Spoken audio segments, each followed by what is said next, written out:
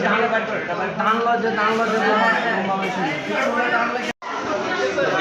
যখন ধান লইতে গেছে তখনই বোমা মেশিনটা আছে এটার সাথে বলে মাথার যে সুবিধা আছে তখনই এটা লাগিয়ে একদম এটা কি বাড়ির মধ্যে হয়েছে?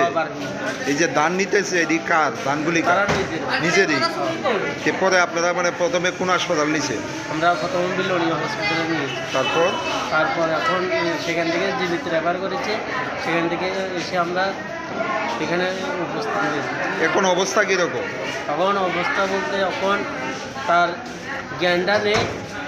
এখন বিলোনিয়া থেকে আমাদের এখানে রেফার করার পরে তখন আমরা এখানে এসেছি, দেখি যে ডাক্তার কী বলছে। মাথার চুলগুলি কি মানে সবগুলি উঠে গেছে নাকি? হ্যাঁ, সবই চামড়া সহ নাকি? হ্যাঁ, চামড়া। নাম কি ওনার? কাজল বলতে। বয়স কত? 56। বাড়ি কোন জায়গায়? বিলোনিয়া মতাই শিলকলোনি। বিলোনিয়া মতাই রিজনের থেকে একটা পেশেন্ট এসেছে, কাজল বৈদ্য, হ্যাঁ, 65 ইয়ার্সের ফিমেল। উনি ওই ধান কাটা মেশিনের মধ্যে কাজ করতো। তো ওখানের মধ্যে যে মাথা বেঁধে রেখেছে কাপড়টা আটকে গেছে। আটকে এত জোরে টানা পড়েছে যে এখান থেকে পুরো চামড়াটা পুরো খুলে এসে পড়েছে, স্কালটা এক্সপোজ। আমরা এনে এটাকে এটাকে প্যাক দিয়েছি। এখনই ফ্লুইড আর ব্লাড পড়বে। এখনই আমরা সিটি স্ক্যানটা করাবো আর্জেন্টলি দেখার জন্য ইন্টারনাল কোনো ড্যামেজ আছে কিনা।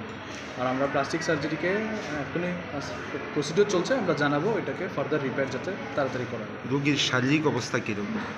আপাতত রোগী খুবই মানসিকভাবে তো খুবই ডিস্ট্রেসড আছে, প্রচণ্ড ব্যথায় আছে। আমরা ব্যথার জন্য ওষুধ দিয়েছি, তেমন একটা কাজ করছে না। আমরা ফার্দার আরও পেইন কিলারের ব্যবস্থা করি।